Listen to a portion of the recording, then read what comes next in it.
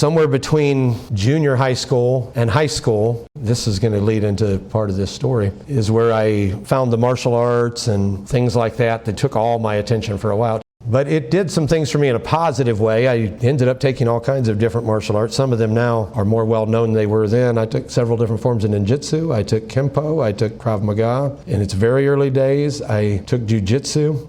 And I was so dedicated to it, I was so mesmerized by it, that I advanced very quickly at it. I poured everything I had into it, which was helpful because of all the fights I was getting into, It made me better at the fighting I was doing all the time. By the time I was in my early 20s, I had 4 or 5 different black belts, and not in traditional type martial arts, but more in combat type martial arts. And I was using that knowledge all the time, unfortunately. Getting in fights all the time. That eventually led me to meeting all kinds of strange people that helped pull me down as well, people that were involved in that lifestyle. I'm not going to say any names, but there are several people that you would recognize their names if I told you that I knew back in those days that are now past MMA fighters and other things that I actually got to know because I was so into that community before all of that started. But all those kind of things have a culture to them. See, the church has a culture and the world has a culture. And there's things out in the world that have a culture.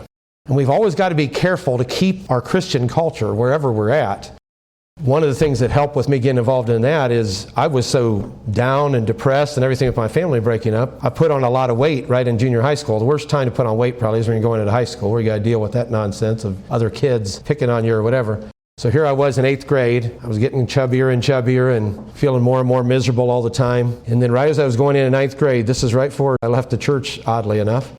Right as I was going into 9th grade, I had a writing contest at the school. I would have never even thought of getting in a writing contest. But they had this writing contest that write about the greatest condition you overcome or something. They said, whoever writes the best one in the school will give you $50, which is nothing, I realized. But oddly enough, that was exactly what I needed to go to the youth meeting that year. At that time, you remember, Brother Rick, sometimes we had to get our own money to go to the youth meetings, raise some money, whatever. So it was $50 that year to go to the youth meeting. I thought, well, maybe I'll write something. So what had happened to me in between junior high school and high school, I told you I found all these martial arts, but it had gotten me very fit. I was in very good physical condition, having gone from being in very poor physical condition. And so I wrote a little story about it called The Battle of the Bulge. And that's actually a historical battle, all right? But it was a historical battle for me, too. And totally forgot about it until, tell me how this isn't God as well. 1 week before the youth meeting, somebody got on the announcements and said, we're going to announce the winner of the writing contest. It's Dan Baer. He won for the battle, like they had to say it out loud. He won for the Battle of the Bulge, about how he lost all his fat. And I'm like, oh, good Lord. 9th grader, you don't want that going on. But $50, exactly what I needed to go to that youth meeting. That was one of the last youth meetings I went to. Now that may sound odd, but God wanted to get me there because there were things that needed to happen that maybe I would not hold on to right then. But see, there's some anchors God hooks in. There's some hooks God puts in your heart that'll hold even when you stretch out, even when you drift. You'll drift a ways, but one of these days, God's still got the hook in. He'll start pulling, and it'll bring you back in. And that's part of what was going on at that time in my life. I started saying about some of these martial arts and things, the most negative side of that is that many of them are steeped in a lot of dark things that are dark spiritually speaking, and a lot of pagan religious ideas and practices. And that pulled me down into an area that I'm not going to go into in a lot of detail here. Got into a lot of dark things, dark thoughts and dark places, principally because of that. And then another negative thing is the more good at that I got, the more good at fighting I got, the more cauterized I got to violence. The more I fought, the more, when I was a child, I was horrified by violence. The more I fought, the more it didn't bother me anymore. The more I enjoyed fighting, as horrible as that sounds. And the more I would try to test myself out against tougher and tougher people.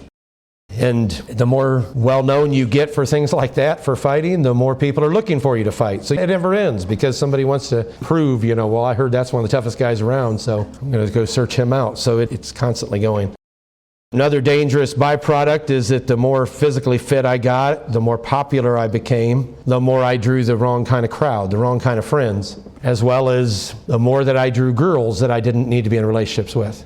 They were drawn to that dangerousness that was around me or whatever, and whatever else was going on at the time. And that gave me opportunities that I didn't need to have. I had lost my father. My family was breaking up. I was lonely, and I was becoming increasingly more popular and otherwise, and you start pulling things to you that can be some of the worst things for you. You've always got to guard your heart when you're in a weak place. When you're in a place where someone can take advantage of you, that's the worst time to start a relationship or to getting involved with somebody. And when you're in a relationship with someone that you give part of yourself to, even if it's just part of your heart that you give to them, you can potentially have less of yourself to give to somebody later when God does find the right person for you. And you really do want to give all of yourself in every way. I'm talking about your heart now, but there are worse things. But you want to be able to give all of yourself to whoever God intends you to be with.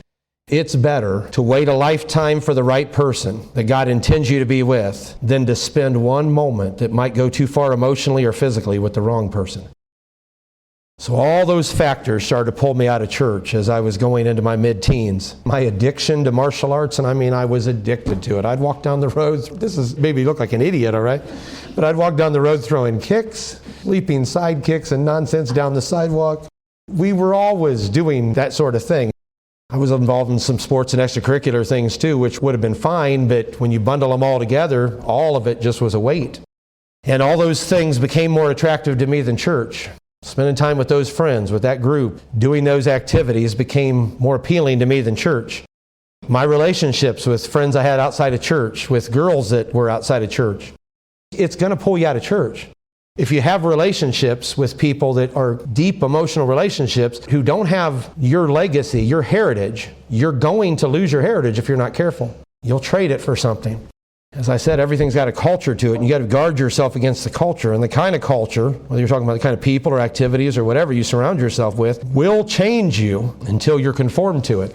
Romans 12, 1-2, that's what Paul was talking about when he said, I beseech you therefore, brethren, by the mercies of God, that you present your body as a living sacrifice, holy and acceptable to God, which is your reasonable service.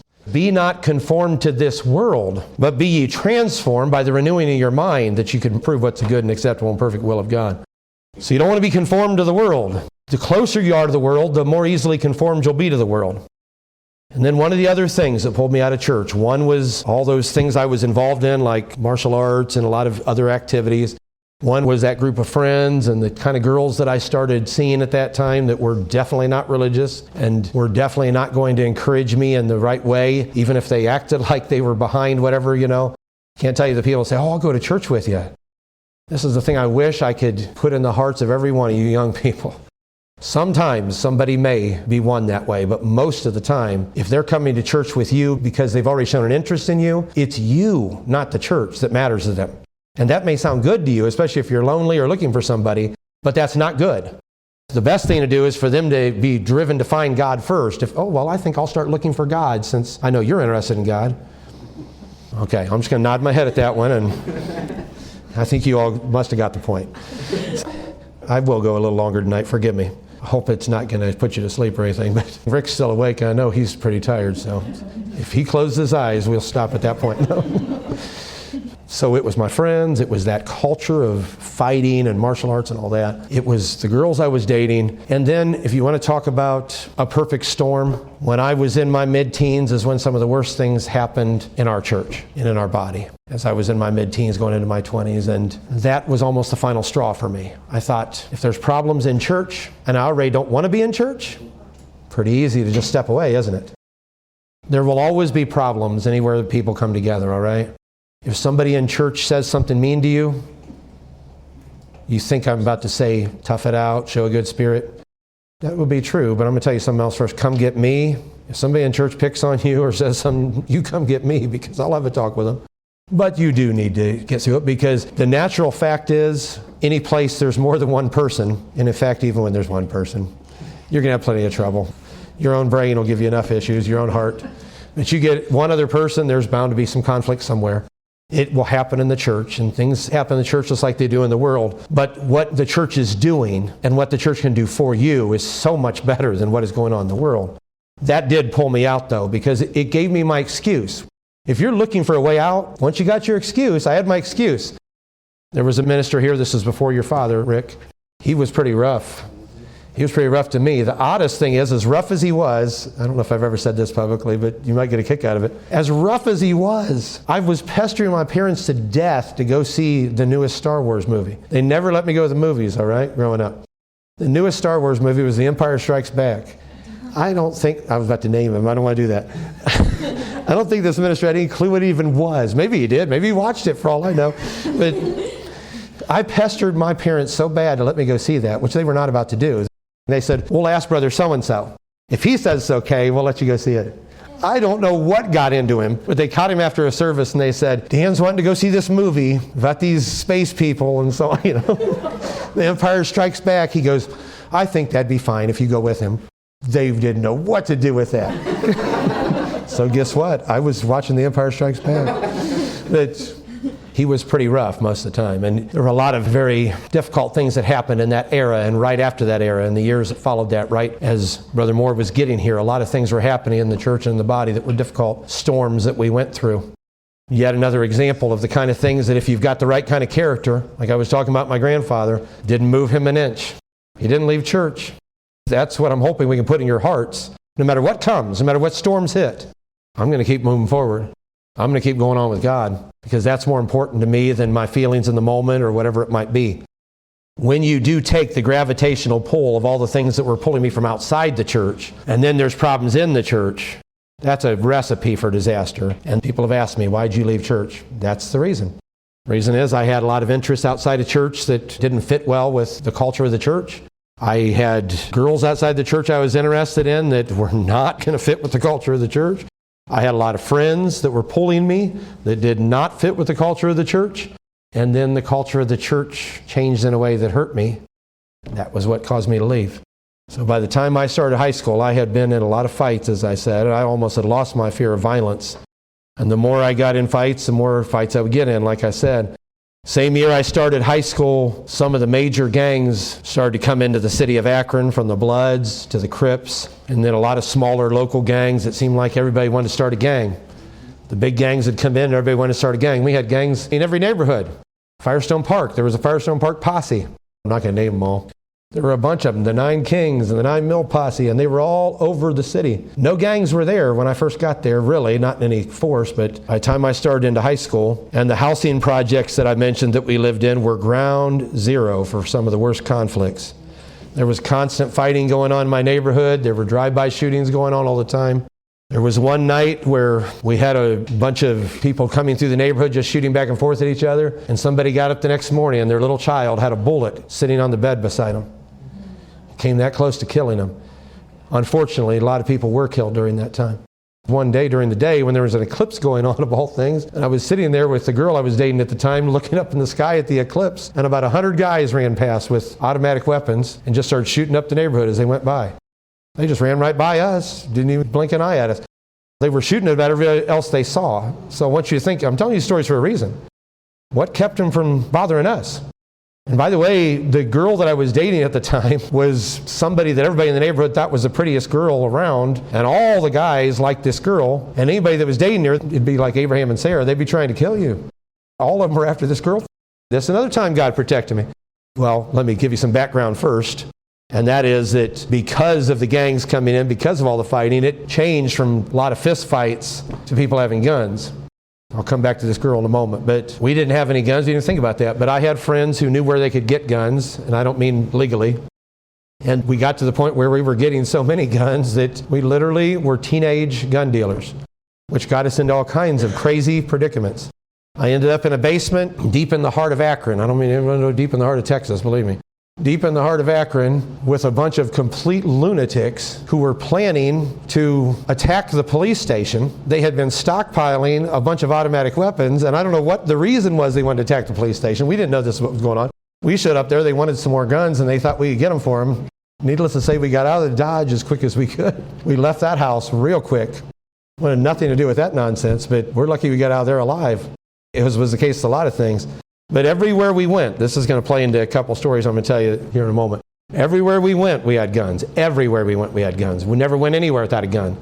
If I didn't have a gun tucked in my waistband somewhere, we had a gun between the seats of the car or under the seat. Never went anywhere without guns because things had lifted from the level of fighting to gunfighting. So you felt like you had to protect yourself. It just was the nature of it. That very same girl that I was dating, one of the gang leaders, the leader of the Crips at that time in Akron, was interested in this girl and kept threatening her and saying all kinds of nasty things to her and said he was going to grab her when she was on her way home from school. So I didn't have a car at that time. I'd walk all the way, it was a couple miles to her school, I'd walk all the way down there and walk her all the way home from school to keep anything from happening to her. One day, his brother, the brother of this gang leader, came running out with this crazy-looking knife, and he decided to threaten us, tell us he was going to kill us both, and on and on and on. So I pulled out a gun. I wasn't going to shoot him unless I had to, but I was intending to try to scare him off, so I shot over his head. It didn't faze him in the slightest. First of all, you don't ever want to shoot a gun in any direction because you don't know where the bullets can end up. But he's running at me with a knife, so I pulled out the gun and I said, if you don't stop, I'm going to shoot you. And he kept running. So I shot past his head, and he kept running. And I thought, am I going to have to kill this man? That was my thought. Am I going to have to kill him to stop him, to protect myself and this girl? Right at that moment, he stopped about as far as I am from my daughter, which is, I guess, about 10 feet. And he just sat there. He had this totally confused look in his eyes, put his arms down to his side, and just stood there for about a straight minute, just looking around like his mind had just gone. And we stood there for a minute. I don't know why we stood there. We stood there for a minute thinking, is he still coming? And he just sat there looking around. I thought, let's get out of here, So I didn't have to shoot that individual. Thank the God of heaven, I probably would have been in prison for that. But what do you think caused him to stop like that? See, every one of these times that something like that came against me, God came too. God was on my side. I did at that time get into all kinds of crazy things that probably should have ended my life because I got a job that probably wasn't the wisest job when I was a teenager. We used to go to this place called the Akron Agora. I don't know if anyone in here would even remember that, but it was a nightclub that was up towards Cuyahoga Falls Peninsula area, not far from Blossom Music Center where they had big concerts. They later turned it into some country bar or whatever, but I don't even know if it's still there. But it was a nightclub that on Sunday nights they had teen night. So all the people from the high schools all around would go up there on teen night. We were always up there causing trouble, ruckus, getting in fights. That was our version of fun, Getting in fights or trying to stop fights. This is a funny thing. This is what I mean by some parts of your legacy you can't get rid of. My grandfather planted something so deep in my heart to protect underdogs and to watch out for the weaker person that even at my worst, I was still doing it. There's times when I was fighting all the time, but I'd never have fought somebody weaker than me. I'd never have fought somebody smaller than me. I was picking fights with guys a lot bigger than me. And if I saw somebody picking on someone smaller, I'd be the first one in there. A lot of the fights I got in were defending other guys. Strangely enough, I got to be friends with most of the gang leaders that were in the area, so a lot of times I could break up fights because when they were after somebody, they'd be like, no, and they respected me enough for whatever reason that they'd leave them alone. I used to go to this nightclub, and we got so many fights there, if this isn't something for a terrible resume, that the head bouncer, what they call a cooler, was this big giant of a man. He proceeded to say, the second you turn 18, I'm giving you a job. So I said, great. So I got a job working as a bouncer at this place second I turned 18, which was not very wise because then I was getting in even more fights. I won't even tell you which one, but you probably know. There are times I had to break up fights between outlaw motorcycle gang members who had just come from a Metallica concert over at Blossom Music Center that were not in their right minds, and how I lived through that, I don't know. There's times I broke up fights between gangs, even in the parking lot, that I don't know how I managed to get through it when other people were extremely injured. God just watched out for me. I was showing a little bit of my carnality at that time, though, in more ways than one, though. You would never have recognized me at that time. If you saw a picture of me, I'd rather not someone dig one up, but if you saw a picture of me at that time, sure, my kids probably have somewhere. I had long flowing hair. I wasn't quite Fabio, but I probably thought I was. I had long flowing hair, a couple of earrings in this ear. All I can do now is laugh, all right? But then, I really thought, look at me, I was a solid block of muscle and had my Fabio hair, and I really thought I was something. When I came back to church, see, your relationship with God is about changes. It's always about changes. We don't want to change in the wrong direction. You want to be changed in the right direction. I came back to church, I knew the earrings weren't going to fly. That was the first thing that changed. I got rid of the earrings right away. I was praying, please let these holes close so no one will ever see that I ever had these earrings. They came out first. Then the Fabio hair got cut down to, at that time, the New Kids on the Block were popular. So everybody had these. It seems so stupid to me now why someone would want to do this, because someone could just grab you, especially someone fighting all the time. But everybody had these tails. They're called duck tails, where you got short hair in the back, but there's this little strip. It's almost like someone having a ponytail. It just hangs down. So I said, you know what? If I've got to give up my hair, God took it anyway, didn't he? But if I've got to give up my hair, he'll get you too if you're not careful. Maybe not you ladies. But if I've got to give up my flowing locks, I want to keep growing that and see how long it'll get. This is just how ignorant I was. I came back to church, cut my hair, took my earrings out. I wasn't about to come to church like that. I just felt like that wouldn't be respectful to God's house. So I made that change. But I still had that stupid tail that long, tucked into the back of my dress shirt. Back down to the middle of my back is how long my hair was at one time. It was so uncomfortable. Every time I moved my head, I was pulling my hair. I was like, oh. They don't probably even know this or remember it, but your sister and Richard were both still in the youth at that time. And the night that I was done with it, we were all sitting at Pizza Hut eating after a service. Nobody knew I still had that tail. I was so proud. I still got my tail, and this is so ridiculous, and I can still live for God. No, I wasn't living for God. Holding on to those little things like that is proof you're not really ready to give yourself to God. That had to come off. It just had to come off. But I'm sitting there aggravated with it all through the dinner.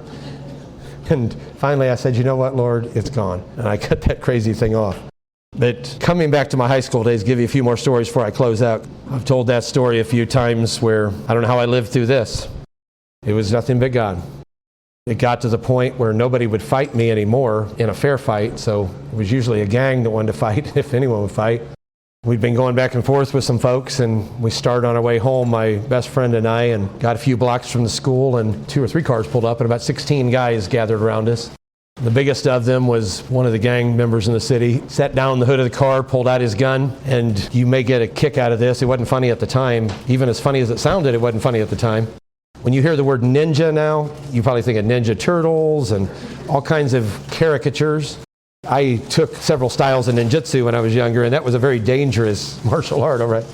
So they meant it in a compliment, but now looking back, it was kind of funny. This is the phrase he said to me. He sat down the hood, pulled out this gigantic .357, and he proceeded to say, "All right, ninja man, take your beating." All right, well. So I said this here not long ago. That's where I got the knot that I have on my head. It's because my stubbornness. I wasn't going to let them knock me down, so I stood there and they just kept hitting me, and I just put my arms up and they kept hitting me, and finally they couldn't get me off my feet, so one of them came with a pipe from behind, hit me in the side of the head. That did it. I went down on my knees, and then I just covered up, and they cracked on me for a while, and how I lived through it I don't know, because he kept yelling, "Kill him, kill him, kill him," and they just kept kicking, and steel-toed boots. It wasn't any moccasins, steel-toed boots, you know. It was rough. You want to know the strangest thing? The one mark is right here. As strange as this might sound, I got kicked probably 40 times with steel-toed boots. I didn't have a bruise on me. How does that happen? Just one of those strange things that you have to assume maybe the Lord is watching out for you. How I survived at that time without being killed or maybe in prison for life is truly beyond my comprehension. But I do know who kept me out of prison and who kept me from dying. It was the one whose legacy I had actually left behind. It's the one whose love I rejected. I said, I don't want you. I don't want the inheritance you want from me. I'm not going to bend the knee. I'm not going to follow your rules and your standards, whatever it was that I felt that I had to do. I'm not going to do it. And yet, he still stood there protecting me one time after another. I've given this example. I think you've heard me give it before, but I'll tell you this story since I'm talking about this. As I said, we always had guns with us all the time. And one night we went out to get some pizza, and never did we ever get in the car that everybody in the car didn't have a gun somewhere on them, and the car didn't have guns stashed somewhere. My grandpa had just gotten to his last straw. He was so afraid that I was going to kill myself or somebody else, and he knew all those guys were running around with me with guns, that he called the police. I don't know if he was even thinking what was going to happen if they had caught me. I'd probably been in prison for many years. He called the police. We pulled into this pizza place, and right as we pulled in, a SWAT truck comes flying in, about 5 police cars, a couple detectives' cars. We were swamped, and that probably would have been the end of my life as far as that goes. But strangely enough, there wasn't a single gun on any person. There wasn't a single gun anywhere in the car. There wasn't anything illegal. I have no idea how that could be, because we never went anywhere without guns. But somehow there was no guns in the car that night. It's kind of like the disappearing bullet story that I know you maybe heard me tell. That's one of the most astonishing things God did for me. When one of my friends was sitting in the back seat of the car, we were driving, and he was playing with an automatic handgun, and he was racking the slide back and forth. Then he stopped, and he just set it on his leg. And when he turned his hand like this, I was talking to him and looking back at him. The gun was pointed directly, it wasn't intentional, but the gun was pointed directly at my back. I was in the front passenger seat. The only thing between us was a seat. I watched the gun go off. I saw the sparks come out of the end of the muzzle. It was a pretty cheap gun, so it was really obvious when it went off, smoke and sparks and everything else. We all heard the report of the bullet leaving the chamber. You heard the poof. I mean, it was like slow motion as it hit the seat, right exactly where my back was at. They hit the brakes. They all jumped out. They all were running around thinking I'd been hit and they were going to have to get me to the hospital. There was a bullet hole in the back of the seat. There was a bullet hole in the front of the seat, exactly where my back was at. And then there was no bullet anywhere. It didn't hit the dashboard, didn't hit the front, didn't hit my body. So somewhere in that tiny distance between the leather of that front seat and my back, that bullet must have left this world. God didn't have to do that for me. I didn't want him to. I was rejecting his love. I was trying my best to get away from him. But he did those kind of things time and time again for me. All those things that God delivered me from, there are more people than I could name to you tonight that were my friends that are gone now because they didn't make it through that. I had friends that were killed in some of those gunfights. I had friends that went to prison. I had friends that took their own lives. And yet I made it through all that. What but the love of God? I didn't even want it, as I said. I didn't even want to be a part of God's family. And I was surrounded by death and constant danger all the time. But I think somewhere deep inside my heart, I knew I needed to turn back to God. It's just that my stubborn will was too strong and I wouldn't let God turn me. I had to end up losing almost every single thing before I would turn back to God. He had to take away all those friends through a whole series of strange events. I had a lot of money. He took away all that, took away my car, took away my money. Where I was thinking, what is going on? And that's when God started to talk to me. You want to talk about a prodigal story to bring this to something of a close. You know the story of the prodigal son in Luke 15.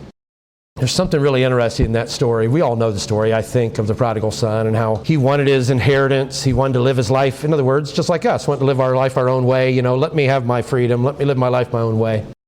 Now they're bringing out Chick-fil-A. I'm going to have to stop soon. And his father let him do it. God let me leave. God will let you leave too. He might make it miserable for you, but he'll let you leave. But don't do it. You don't want to have to go through those things, and you may not make it out of them. See, when I'm talking about God's unconditional love in that kind of respect, and when I'm talking about the fact that God has mercy when you don't deserve it, he doesn't have to. None of that is something he has to do. It is an absolutely beautiful picture of God's mercy and love that he did protect me. As many stories I just told you, that is the tip of the iceberg. The things I went through, some of them are far too horrific for me to want to tell you. God protected me over and over and over again, but he didn't have to. That's the thing. You can't say, well, my Lord, Brother Bayer did all those things. I could probably keep doing what I'm doing. It's not that bad. Maybe I'll leave church for a little while. God doesn't have to protect you. He didn't have to protect me. He just kept loving me in spite of myself and when I didn't deserve it. But he doesn't have to do that. That's the key. But there is this beautiful picture in the story of the prodigal son. I'm not going to read through it, but if you want to read it, it's the 11th through the 32nd verse of Luke 15. You know the story, but I want to get to just this one point of it. The prodigal left. He had to get to the place in his life where he had nothing left, and he realized life without my father and my family is miserable.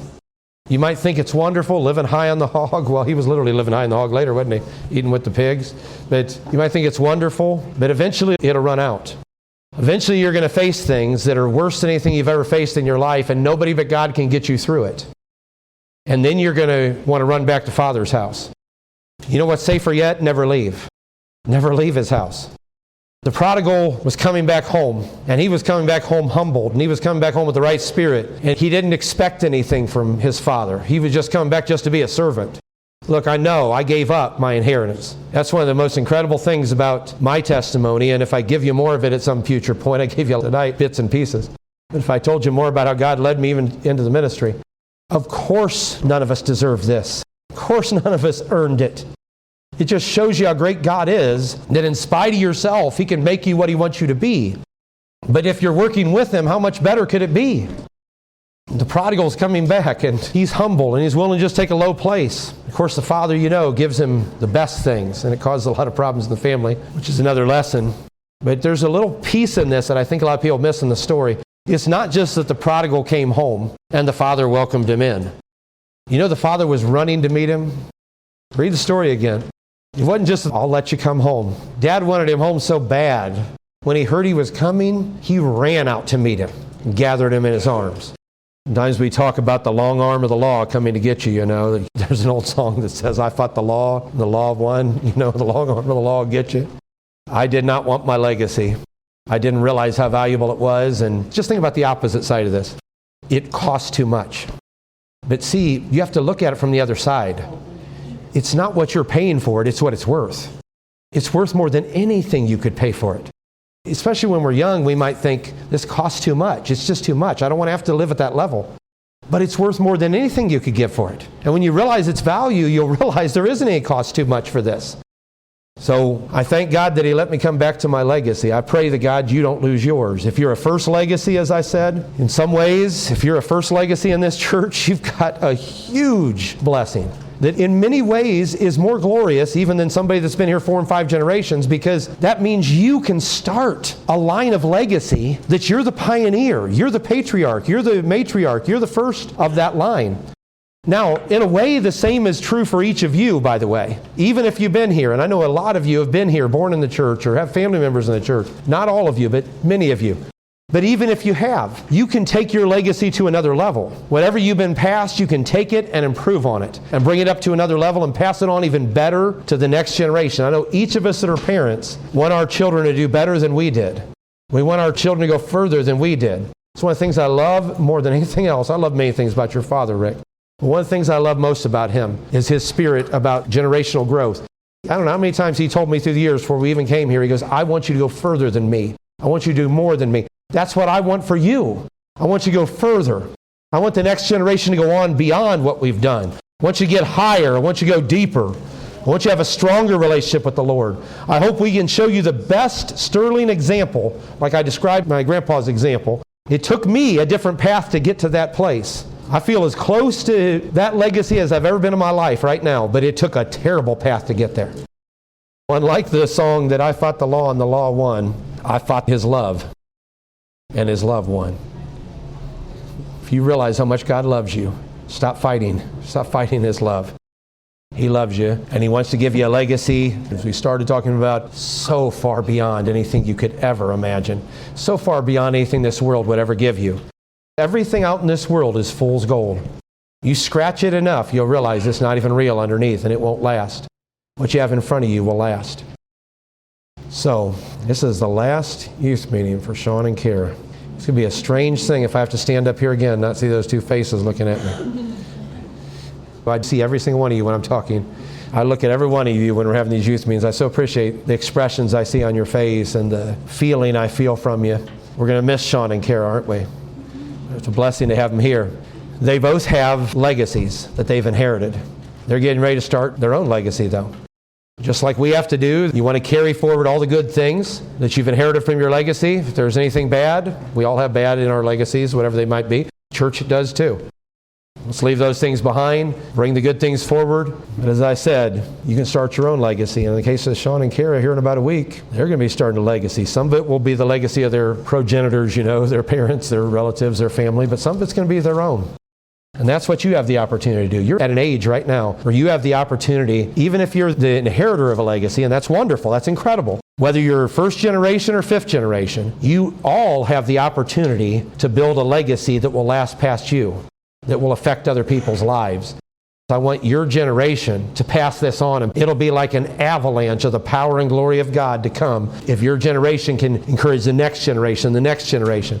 That's why I told those of you that are older youth, I know there's a wide gap sometimes between our youth that are in their 20s and our youth that are barely into their teens or brushing the edge of their teens even. There's a wide gap, I know. It can be hard to relate. The younger ones have a harder time for getting into some Bible discussion. I understand that. The older ones have a harder time if we're taking it too low and bringing it down to a certain level. But look, the younger need the older. And believe it or not, the older need the younger. Because it'll teach us, I'm talking about those of us that are older, it'll teach us some responsibility. It'll teach us to say, you know what, I am my brother's keeper. I do want to make sure they see an example in me that, here's the legacy again, I'll pass a legacy to them to be a youth in the body of Christ that loves the church, that's faithful, that loves the Word of God, that comes out to as much as possible to church and youth activities and other things. That's the legacy I want you to pass on. That's a legacy that I've definitely seen in Sean and Kara, who will be passing on to a different kind of legacy here. The legacy of the old-timer married folk. You're not going to be there quite yet, but you're headed there now. You're headed there. A week from now, you're going right on over the hill into the back country. It's not all downhill from there. Whoever said that. I know who said it. I don't love you too much to tell you. It's all uphill, all right? Your health is going to go downhill as time goes on. I'm not as fast as I used to be. I'm not as strong as I used to be. But I'll tell you what, my spiritual life is deeper and stronger than it's ever been in my entire life. And that's because of some of that I've learned from some of those lessons. And I've learned how valuable the legacy is that I want not only for my own life, but to pass it on to you and to my children and to people of God in general.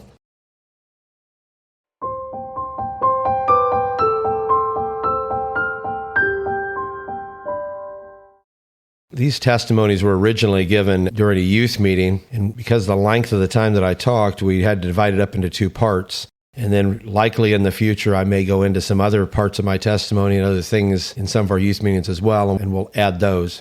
But there are a few things that I wanted to note or to add to the things I talked about. Before we put anything on the podcast, I almost always listen to it first to see if it's something that should go on the podcast or if there's anything that might need to be potentially taken out if it's unrelated to whatever the subject is. We were, going down a different subject for a few minutes and it wasn't related, or if there's something that maybe is personal enough or direct enough in some way that it just doesn't need to be in a public venue, which in some cases could be the case for a lot of things that are someone's testimony like this. But in this case, though I'm only recording this just a couple of days after the youth meeting where I gave these testimonies, I've had a number of people already who've come to me and asked if we could put this out where they could listen to it, since the only ones that were there when I went through this were our youth and our youth leaders. So I am going to put them online as we do so. But as I started saying, what I often do is listen to whatever I'm going to put online first before I let anyone publish it. And when I was doing that, I noticed that I left out a couple of pretty important points in the story. That's what happens when you're not following a detailed outline. And I wasn't. I had a few things written down that I wanted to talk about, but I left out some little pieces and parts that I think would be worth adding here at the end.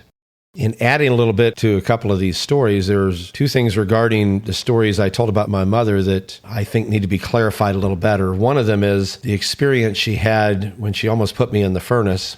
I've heard her tell it in different ways through the years, and sometimes she's gone into a lot more detail, but most of the time it's very abbreviated, and it's just that I had this feeling, and I fought the feeling. I realized how terrible and evil that feeling was, and I fought it, and then left the environment, went upstairs away from the furnace.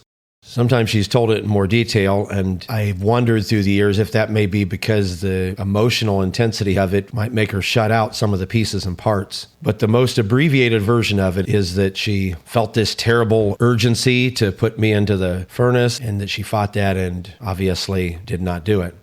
There's been a couple times, though, where she's added that she felt like there was a reason why she was feeling this compulsion to put me in the furnace, whether it was a feeling that she had about the reason or whether it was something she felt like she was told regarding the role that her son was going to play in God's future economy, and that something was trying to stop that from occurring. So I wanted to clarify that because different members of the family through the years have heard different variations of that story.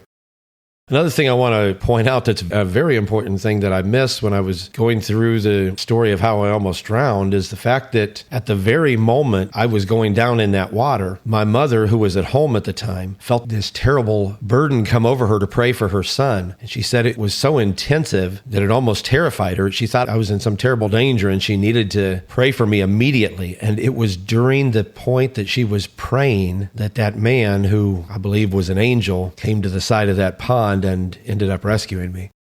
I didn't want to leave that out because that's an extremely important part of the story.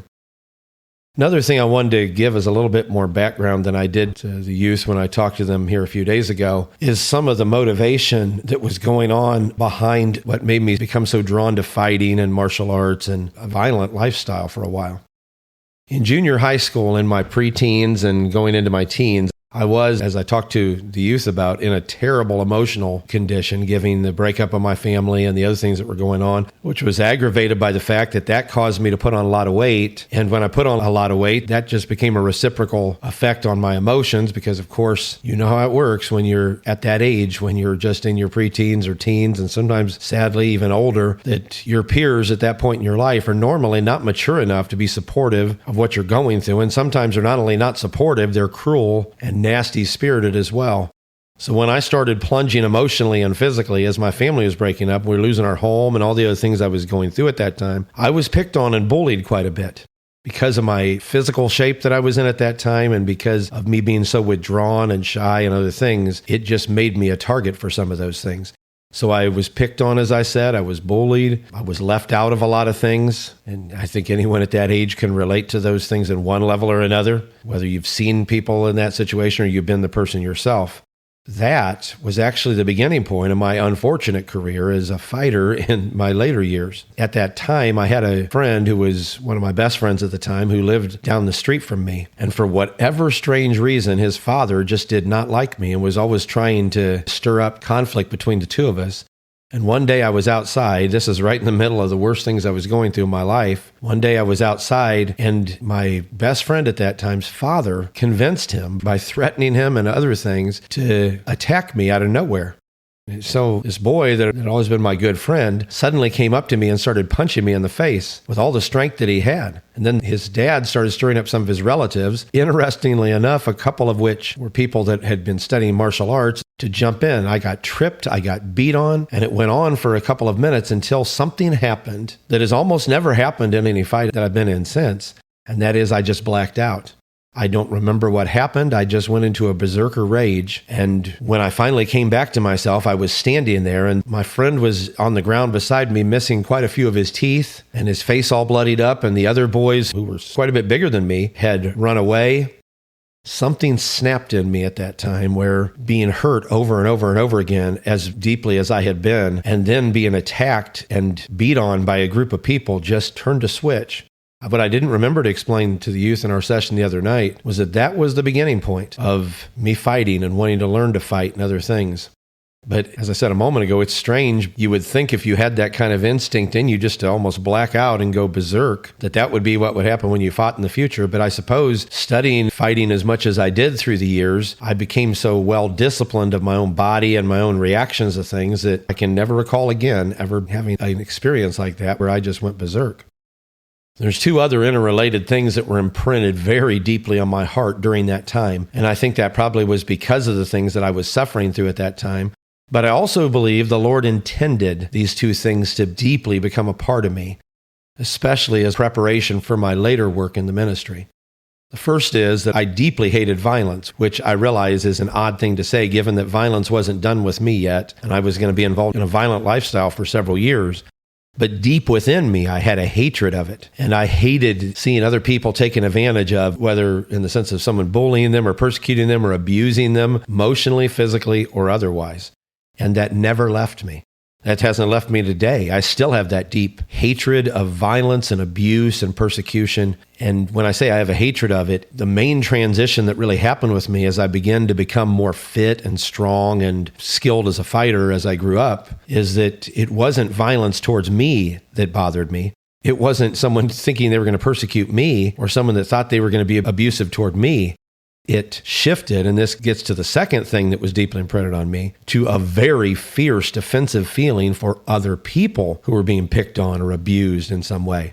And I would end up putting myself in dangerous situations to get between someone who was being attacked or abused and their attacker or abuser. Sometimes getting in the midst of a conflict where there was a person that was much older than me or much bigger and I'm certain much stronger than me who I stood up to or who I fought because I was protecting someone else. And I became such a defender of people who were weaker or unable to defend themselves that I ended up being in far more fights defending other people than for any other reason.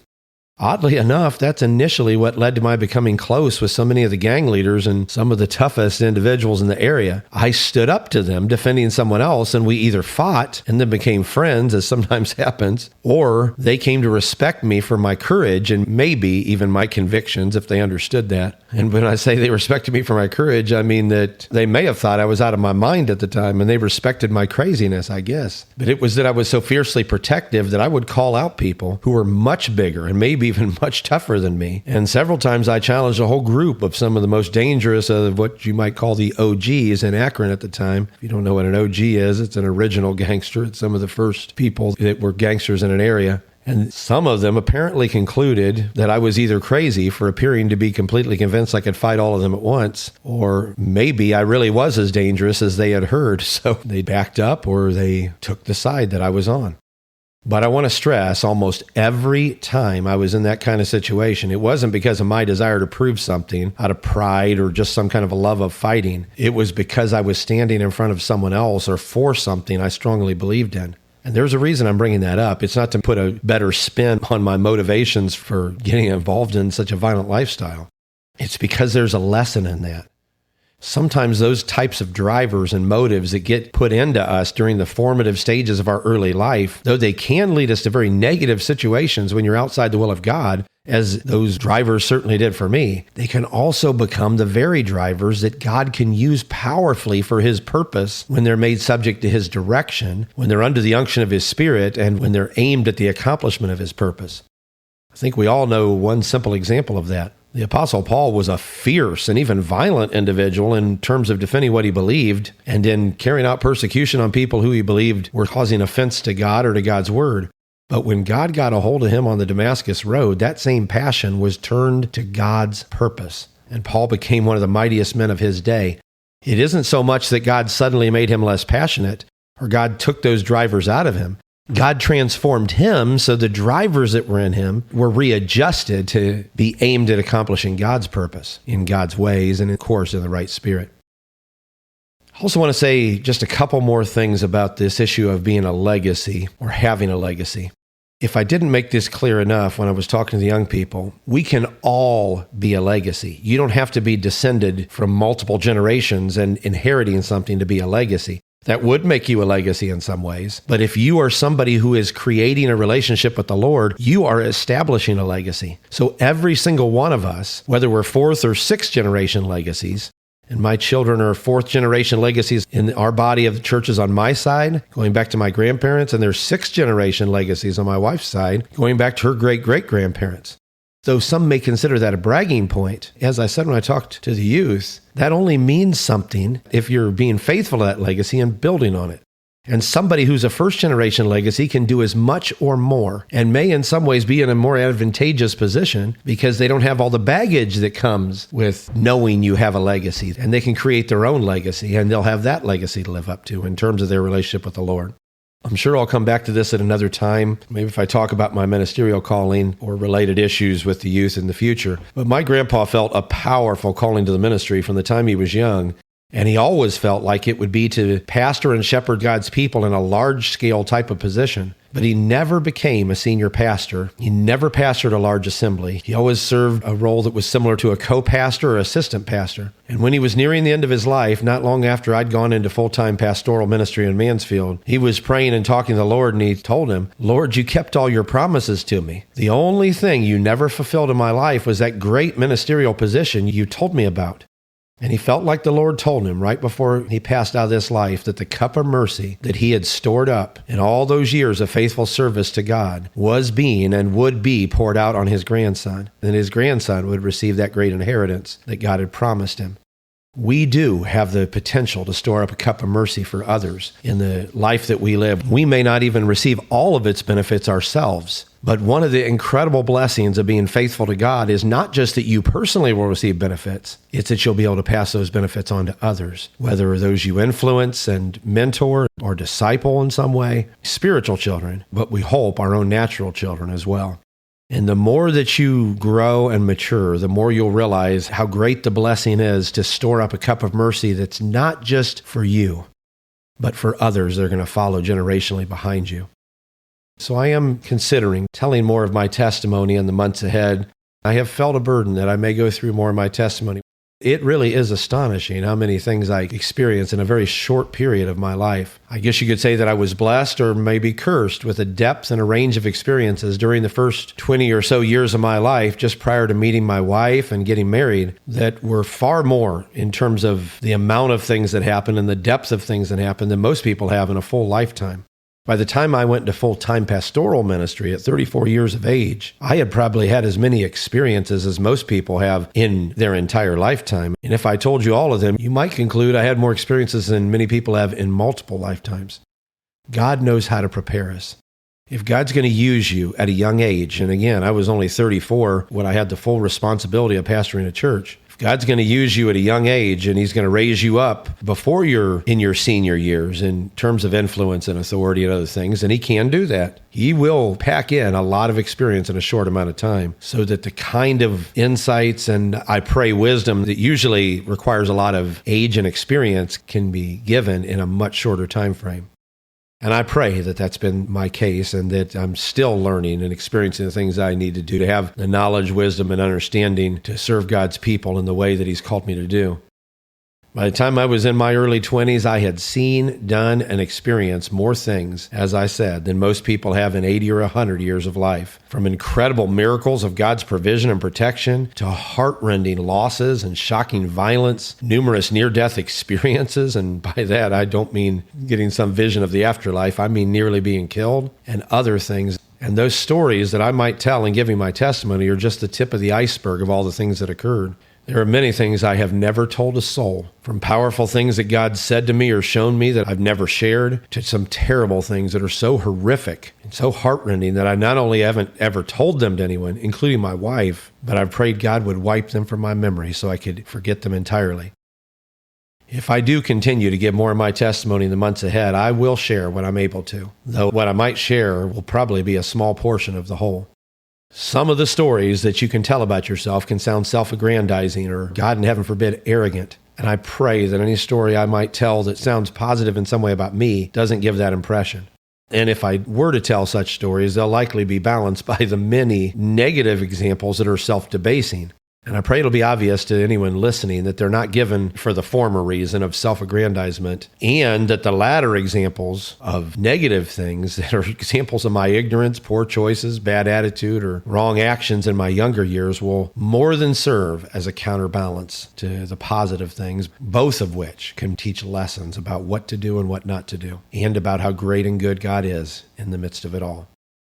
Our experiences, if God's brought us through them, and if we've learned from them, can have powerful lessons built into them that not only can benefit us, but when we share our testimony, it can benefit others as well. That is my motive for sharing some of these things.